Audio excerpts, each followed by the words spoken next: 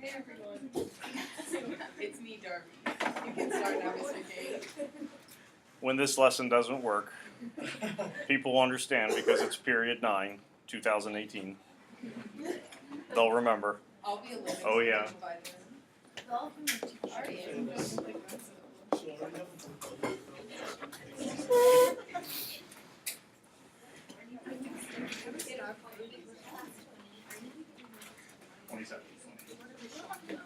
All right. For Siddhartha, conversations with this book tend to go all over the place. So who knows where we're going to go with this one? Though a couple things that I do want to touch on. It doesn't mean we need to start with it necessarily, but a couple things we're going to touch on. And I'd say today and tomorrow. It doesn't necessarily mean it's all going to be today. What's it mean to be happy or content or at peace? That could kind of start to come up. I do want to take a look at the conversation, and in your book, it's on page 26, or it starts on 26, 27. I want to look at the conversation between Siddhartha and Buddha, the illustrious one, when Siddhartha kind of starts to talk about a flaw, a break in the logic and the reasoning, because I think a lot of people read that part and go, I don't understand what the break is. What's he talking about? So that'll be something to look at. But before doing that, just like overall reactions, questions, any issues. I mean like issues so far as vocabulary and things like that. But questions, concerns. The book, there's not a whole lot of action necessarily taking place. There will be more things. It's never going to be action packed. There will be more things happening in part 2 than you do have in part 1. Part 1, we're looking at about a 3-year span. Part 2, you're going to have a much longer amount of time, so there will be a couple more things happening. Taylor? Does Govinda want to follow Siddhartha like everywhere? For a while, at least it seems like it. Now, so with Govinda,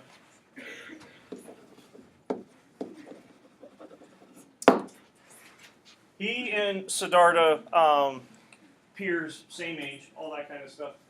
Govinda would also be of the same class. He would be a Brahmin, because otherwise the two of them would not be interacting with one another at all.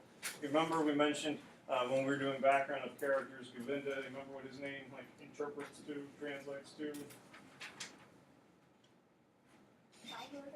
And he's like the keeper of the cows. So there is a religious kind of connotation that would be taking place with it. So he kind of has a calling where Govinda does end up kind of going with the Buddha. Doesn't kind of end up. He ends up becoming one of the followers of the Buddha. Now, you get the sense when Govinda does this, what does he expect is going to happen? Siddhartha is going to come right along with him. So they do split. They do kind of separate paths. You could argue Govinda is the one who kind of separates because he decides to join the Buddha and Siddhartha does not. But when Govinda goes, all right, let's go, he's fully expecting him to kind of follow along with him. But they do certainly ultimately split because of Siddhartha deciding that he's going to, you can go through answers, I guess, with your quiz, but that he's going to end up following with himself.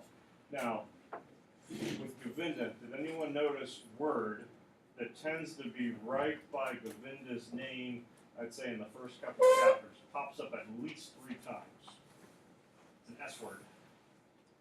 It doesn't go like necessarily right after, but usually within the same line refers to Govinda as being a shadow.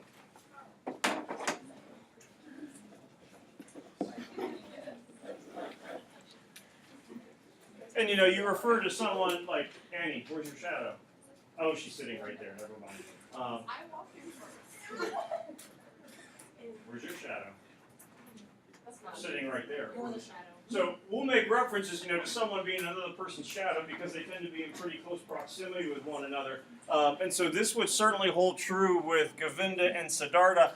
I do think there is certainly meant to be some symbolic value to this, both in the sense that Govinda could kind of be behind Siddhartha a little bit intellectually, if you want to argue it that way. I also think there's some deeper lying psychology kind of aspects going on that we'll probably talk about later today, maybe tomorrow a little bit. Yeah. He was unhappy that Siddhartha was. Did he rather stay with Buddha, or could he not leave because he joined? Well, this would kind of be, this is kind of like those independent reading essays that you just did. Prompt number 6 would be a good one for Govinda, where you have those two conflicting desires. He wants Siddhartha to stay with him. There's no doubt that Govinda looks up to Siddhartha. But now you got this issue of, am I going with the Buddha, the illustrious one, or am I going to go with Siddhartha? So he's certainly torn. I mean, we know that ultimately, all right, the allegiance, or ultimately, as far as we know, at least through chapter 3 and 4, is I'm going with the Buddha, I'm going to become a monk. So he has bought, I shouldn't say bought into, makes it sound a little fake, but he is certainly going to follow along with Four Noble Truths. He's going to now follow the Eightfold Path based on the Buddhist teachings. Siddhartha, not so much. I don't think that's quite necessarily for me. I need to do my own thing. But yeah, he's crushed by it.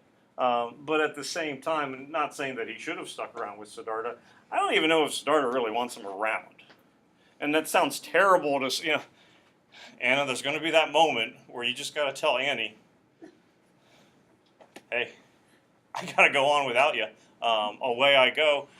And I don't know if Siddhartha necessarily means that Govinda is limiting him or holding him back, but Siddhartha needs to set out on his own path, certainly at this point. So that whole it's a symbolic scene in itself that you kind of have to leave part of yourself behind. So you think that if Govinda would have stayed with him, he wouldn't have come to that realization, right? That Siddhartha would not have? To the realization that He needs to find himself. I think Siddhartha's kind of getting to that point. I mean, you could even argue that Siddhartha could have been even hinting towards this 3 years ago, when Siddhartha, by the way, I'm going to be at Samana tomorrow, but your dad, it's okay, I'll just stand there and fold my arms and he'll let me go.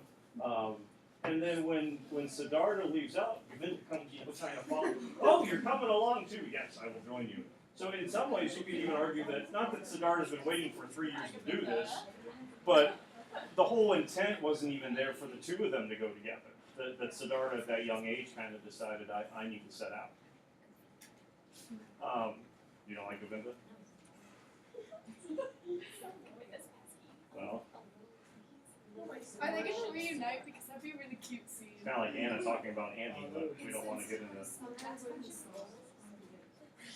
I'm ready for them to Yes, to reunite. answer your question, yes. Govinda is not gone. He will, and no, it's not going to be much of a spoiler. He will return. One thing to certainly keep in mind with it is what is like the overall quote-unquote timing of it. And certainly, is there going to be any change, and there will, that is going to take place, either change within Siddhartha or change within Govinda, or change certainly within both. But, I mean, there's definitely going to be change happening over the course of the years. Govinda's not gone, he'll come back.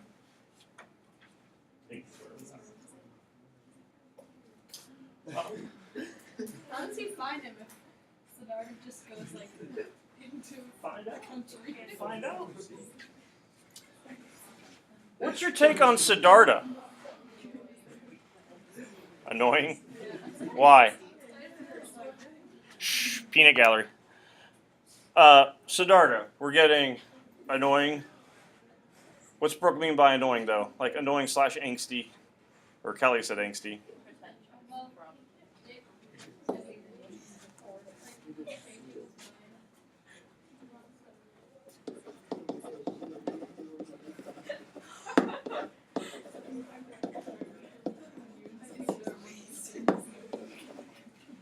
What else was Siddhartha?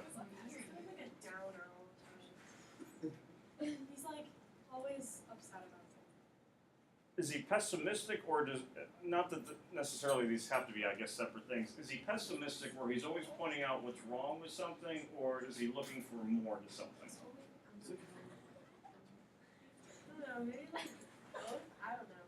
I feel like he's like farther from actually reaching their goal than Govinda is. Because Govinda's like, it's working, we're getting closer. And then he's like, no, everything's awful. And he's like such a downer. Govinda, I feel like, is like a happy guy. Okay. So we go on, we'll go unsatisfied. And so whether there could be something wrong with it or there might be something missing, some folks will go, and not that people commonly disagree, because I think, we already had annoying, Downer, he's not too satisfied with anything. You will get some folks that'll go, well, Govinda, if you're going to compare the two of them, he's not as intellectual as Siddhartha, so he's just happy no matter what, where Siddhartha actually recognizes there could be something wrong. Others will go, Siddhartha's pretentious, Siddhartha is arrogant. Yes, Siddhartha's intelligent, but he might be too smart for his own good, and it's constantly forcing him to nitpick and find stuff that's wrong with him. I think even from like the beginning, he's very like self-contained. Like even when he's leaving to become Samana, like he doesn't really show that much of a desire to like. It's not like a pulling desire. Like should I stay with my family or go do that? Like he's just ready to go out and do that. I'm not trying to change words. Is that different from being independent? When you say like self-contained or like self-sufficient? I think so because I don't think he like talks to himself a lot, but he like exists in himself more than like talking to other people. Is he selfish? No. Okay. So that would be a separate thing as well. I feel like Siddhartha's like very like intellectually complex, like more so than like Govinda. And I think that almost like sets him back in achieving like reaching nirvana or like reaching their end goal of just like peace and contentedness.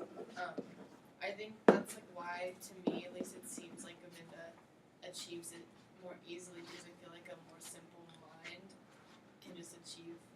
And this isn't meant to be a slight to Govinda that he's this silly or stupid or ignorant. No, it's he's almost better off than Siddhartha is because if they have the same end goal, I feel like a simpler mind is like setting you up better for that. So if you're not happy, it's because you're intellectually complex. So then you can pat yourself on the back. Feel good about it. He kind of bothers me because I don't know why everybody's obsessed with him. Like everybody's just like, we love Siddhartha. They don't do anything. Well, and someone even said, I think it was seventh period, that in a way he's kind of brave for doing this in the sense that he's a Brahmin.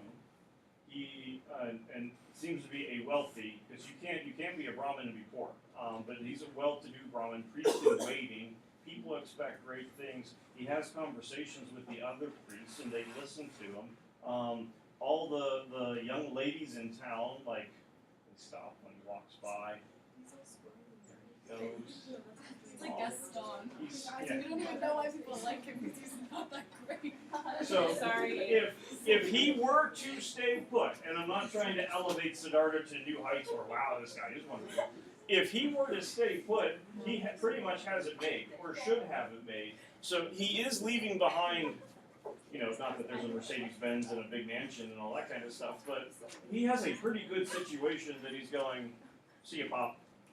I'm going off someplace else. I'm going to be the total opposite. I'm going to be in the woods by myself. I'm going to become a heron, and I'm not going to eat food. And then I'll come back to being a human. Then I'll go back to being a heron, and I still won't eat food. I'll be a dead jackal. And then I'll be a dead jackal, yeah. Siddhartha reminds me of a college student. He like tries a lot of things, but he still can't find his purpose. Well, and so the follow-up question, I think, becomes, is he relatable? And some folks are going to go, yep, I'm totally with them. Others are going to, no, don't ever associate me with this guy walking around on one cloth who doesn't eat food for 3 weeks. But so far as either not being satisfied with where he's at or not knowing where it is you need to be, if you're going in that high school to college career kind of transition, there certainly could be some similarities. I also think there are some strong similarities between him and another protagonist that we've looked at this year in quite some detail. It's Holden Caulfield, in India. And now Brooks has been destroyed. But, someone who is unsatisfied, someone who people kind of look at as being kind of angsty, Holden is intellectually complex and still striving for something.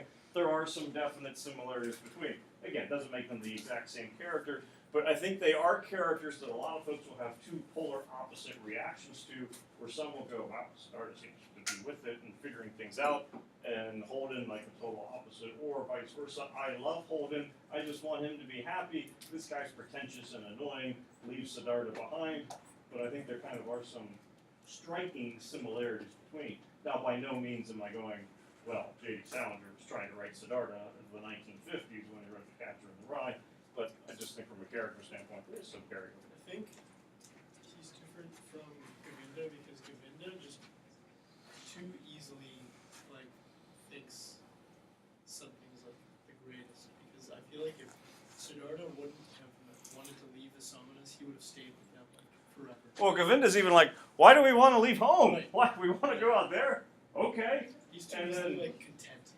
Hey, eating twigs and, becoming the dead jackal, this is okay. I can hang out with this for a little bit. We can hypnotize people. This is kind of fun. You want to leave it? The Buddha. The yellow robe is really nice, Siddhartha. We should try it out. There's a whole bunch of us. So, yeah, Every new thing he sees is like it's like the next greatest thing. I mean, if they were gonna give me a yellow robe, you're going from having nothing to having a yellow robe. You still have to beg for food. But, no, I mean, yeah, just silently beg. well, and here's the part where I'm not purposely trying to make this more complex than it is, because, yeah, I would agree that you're right. He does kind of tend to be a little bit simple-minded. And again, I don't want to make it sound like he's stupid by any means. Book gets published in 1922. 1916, so 6 years before, is a bad year for our author. 1916, Hermann Hesse, he would be, trying to do math in my head, 39 at the time. Yeah. He'd be 39 years old. He's living in Europe. What's going on in 1916? World War I. I mean, and this is like devastating to everyone, even if you're not involved in it, because the whole idea of the world might fall apart is kind of starting to come across people's minds. You also have illness starting to spread throughout Europe, and having the fronts and all that kind of stuff aren't helping. You have an influenza outbreak and whatnot. His son, I forget his age in 1916, his son gets pneumonia and tuberculosis. He does not die, but it's kind of touch and go. His father dies of illness in 1916. Hesse's wife is committed to an asylum due to schizophrenia. So everything is kind of falling apart for him. Hesse goes to a sanatorium. So it's not like a mental asylum, but it's a place where you go to kind of recuperate, and he goes under heavy psychoanalysis. When you think of psychology, and anyone taking psychology, anyone taking psychology? You still could tell me who's like big time psychologists of the 20th century. Like when you think of psychology, 20th century, Freud is the one who comes to mind. Freud's best friend is, I don't know if you're gonna know this one. We don't know any other. CJ or his, okay. Freud's best friend and colleague is a guy by the name of Carl Jung. It's J-U-N-G, not like Young, but Jung, J-U-N-G. Him and Freud end up splitting. It's like Siddhartha and Govinda. They kind of do their things. But Jung is the guy who is Hesse's psychiatrist that he works with while he's kind of going through all this turmoil. Jung's idea is human mind is broken down into three categories. The main one, which you're aware of.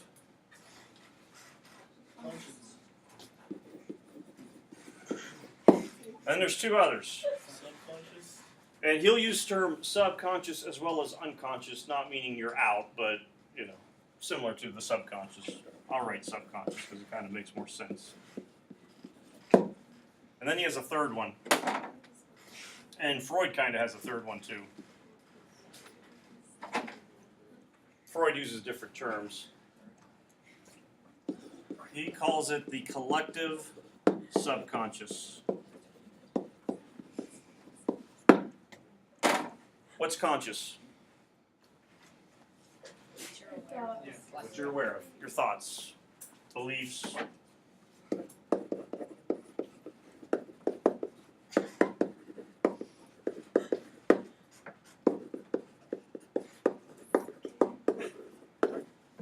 What's the subconscious? Like your instinct. But you're not aware of. Why aren't you aware of it? They're like just So they're hidden motive. They could be, I don't want to say instinctual. We'll say hidden. It could be forgotten. Could also be suppressed. Bad memory. You've removed it, but the effects of it are still there. Happened at a very young age. You don't remember, but the effects of it could still be there. The collective subconscious. This is more on a grander scale, where now you're dealing with all of humanity. That, you could argue, is a bit instinctual. So it means that it is innate to all of us. If you're afraid of spiders, if you're afraid of the dark, people would argue that Annie didn't make the decision when she was 4, I don't like spiders. But she's afraid of spiders because she's supposed to be afraid of spiders. She's afraid of the dark, of monsters being under her bed, because all of humanity is afraid of dark and requires light and that kind of stuff. And I know you had a comment. Hess is really trying to kind of figure out what does it mean to come at peace, to maybe not necessarily be happy, but to become content in the world, to break yourself from all this suffering, which you're certainly going through. And Jung would argue having an understanding of how all these things work together and being able to kind of separate yourself from some of that junk would help. So if you were to take a look at the 3 things, subconscious, conscious, collective subconscious, Siddhartha really probably is aware of which one? Not the collective.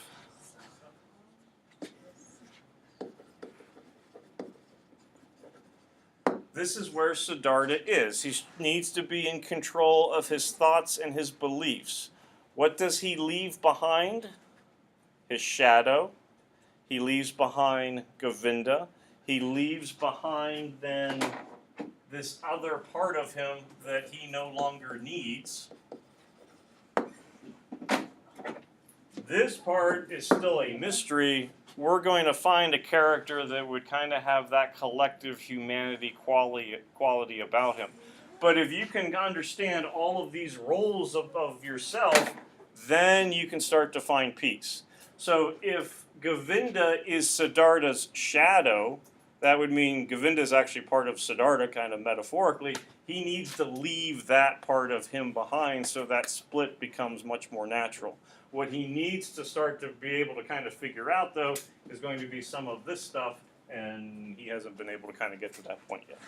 But once you can keep all those realms, understand those realms, Jung would argue you can start to figure out peace, and I think Hess would kind of argue you can start to find a little bit of peace. So I get like subconscious is like personal. It's still Like, you. each person, but collective subconscious is kind of like that too, because not everybody is like afraid of. Well, and keep in mind, this is theoretical stuff, so it's not that, we're all going to be able to kind of prove it. But yes, your subconscious, my subconscious would be different from one another because it's still dependent upon our own memories, our own experiences. But then, like the collective subconscious, like, There what would- fits into that. There would be a human quality. Star Wars fanatics would argue it's the Force. It's in all of us. Right. Hindus would say it is, and he uses this term a couple times. I think I put it on your list. Atman, yeah, the self. It's that all-encompassing. I don't want to use the word force because then Olaf's going to get excited again.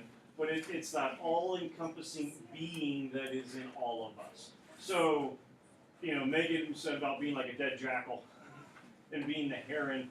The belief would be that Atman is in everything. So there is a connection that is there that would allow Siddhartha to become the heron, to become the jackal, and to come back to himself. And if you're Hindu and if you're Buddhist, you believe this, and you could also argue the fact that you believe it. What's an F word that we use for that? You believe it, that you can't prove it. Faith. I don't care what the religion is, it's probably going to be faith in there no matter what. that could be part of the collective subconscious because that's a human quality that is there.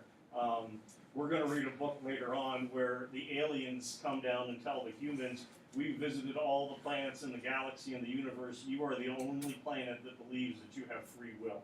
You know, you could argue that that is a human subconscious that we actually determine what it is that we're going to do. A lot of people go, yep, we do. Others would go, no, we don't. I'm not going to tell you now. No, because then you'd be like, oh, that's the book where the aliens come down and talk about free will. So it's a weird idea for us to talk about because it's not one that we normally think about. But remember the Buddhist symbol, a wheel, 8-spoke wheel, because you have the Eightfold Path. To exist is to be a cycle. You keep going around and around and around.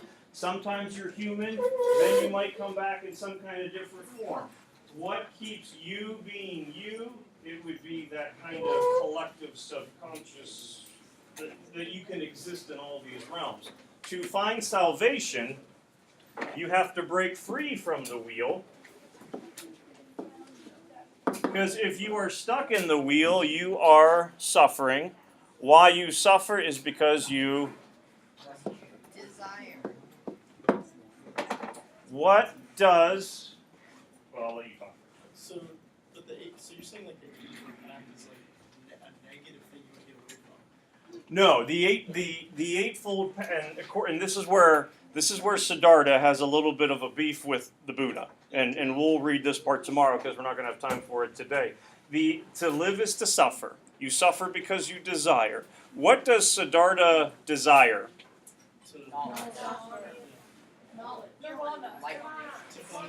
Well, he desires nirvana, but he desires the knowledge. How can I get to nirvana? If he's desiring the knowledge, then he's still desiring, so he's kind of stuck in a trap that you and Matt both said, hey, we can't learn because then we're going to be stuck and we won't be able to succeed. If Buddha would say, and Govinda would say, if you follow the Eightfold Path, you no longer suffer, and you therefore can transcend out of the cycle, and then you become content. So it's like stages that you have to get through to break out of it? Yeah, it's not that necessarily you're going to do the first one, but yeah, you do those things, you're able to find some contentment, some peace. So tomorrow, we'll kind of probably start with that conversation. I think tomorrow we'll also kind of take a look at happiness in general and see what does that mean and how that can kind of determine whether or not you're going to find it.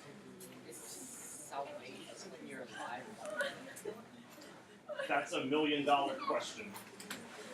Tomorrow. Taylor asked, listen up. We've still got time. Taylor asked, is salvation then when you're alive or dead? That is the problem. Because if you are human, you live. If you live, you therefore suffer. The Buddha is content, and so he's kind of gone outside this realm. We should be going, that's a problem. And that's what Siddhartha calls out on him. Is he goes, wait, there's a flaw, there's an issue, there's a break within this chain. How can I get out of it? The problem is, what worked for Buddha doesn't mean it's going to work for someone else. There's the Eightfold Path, but there's not one specific way that everyone can follow that will get you out of it. So you can't teach me how to get out of it? No. Well, what's the point then of being your student? And at that point you could go, well then Govinda seems kind of simple because he's going to follow along even though he can't learn. Doesn't he say like he doesn't like disagree with the teachings, but he just he says like the teachings are okay, but it doesn't. Everything that you say makes sense. Right. But if what works for you doesn't work for everyone else, what's the point in teaching it, is basically what his question comes down to. So the fact that Siddhartha then goes, well, then I need to learn from myself, it is kind of like a Buddha-esque decision to make because he has to find what's ultimately going to work best for him. It can be perplexing. It's called a paradox. Why does Buddha even want people to be his followers if he knows that like they're not going to find this right? Sorry for the interruption. Due to the impending bad weather tomorrow night, the times of dance marathon have been changed to 4 p.m. to 9 p.m. Please be sure to bring your money and permission forms with you. Hope to see you